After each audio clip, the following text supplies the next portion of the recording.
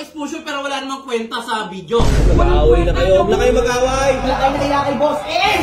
Nakakasawa ka. Hindi natin alam kung magkakaingitan. Pero dapat yun, okay. Ba't ako nadamay? Hindi yung ganyan, kayo lang yumaman eh. Okay na tayo dyan oh. Yung brand na yan. Oo, ikarapiti. Oo. Ang kailangan natin, pagkakaisa. Bilog ang pinsa. Dapat pantay-pantay ang ating. Ay, ano nga muna? Papaliwanagin mo muna. Kasi ganito. Ang haba ng content. Oh. Tapos biglang babanat na 3 minutes lang. Yan ang sinasabi ko. Ang tagal kong ano eh.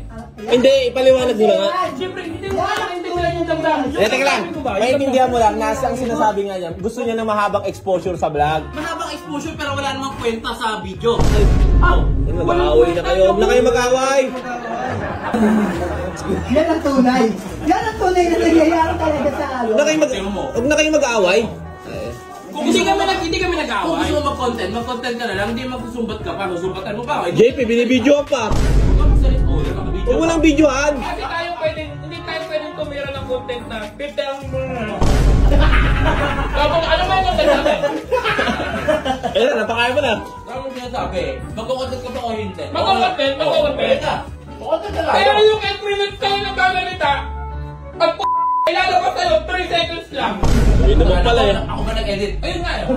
Habaan mo nga daw yung exposure. Ako ba ito pinapagalitan? Si JP. Cameraman ako! Ay, hindi! Bumalik na lang kayo sa LA! LA squad daw. Papayag naman ako. Ano kayo ng ano? Ano gusto ka sa Ellie Squad? Wala! Oh. Law of attraction! Yun ang Ellie Squad. Wala tayo na kaya kay Boss M! Nakakasawa kayo. Wala na, dahil kasi boss M. Hindi natin naiyak. Dati kasi boss, magkakasundo naman sa content yan. Ewan ko bakit ganyan. Dati kasi, Ano? Ang totoo? Teka, Sa putang ina mo. sponsor eh! Ito na kung sa dito! Ay, sponsor yan! Nagkayo-iwalay sa sponsor. Ano? Sinolo ng dalawa! Lumalaking offer! Nadamay pa ako ah. Ipisahin mo! Para sabihin ko sa'yo, hindi namin kasalanan kinukuha kami ng brand. Ayan. Sinolo daw natin, Jowo. Okay na tayo sa iyo! Okay na tayo! Ayan na. Higit-higit ang mga damdamin natin para tayo magkakapatid. Pero nung pinasok tayo ng malaking brand, wala na. Hiwalay na tayo. Pera ang dahilan kung bakit tayo nandito. Pera din ang dahilan kung bakit magkakahiwalay tayo. Ayun. Dati, puro manok ang usapan. Manok. Pangarap! Hindi ba sabay-sabay tayo maangat? Pero pag nakakaroon ng offer kasi ganyan, hindi natin alam kung magkakaingitan. Pero dapat yun, okay. Ba't ako nadamay? Damay na naman kami. Diba? Hindi yung ganyan, kayo lang yumaman eh. Kayo lang nagkaroon ng ano eh. Kaya sabi ko, solohan. Okay na tayo dyan oh. Yung brand na yan.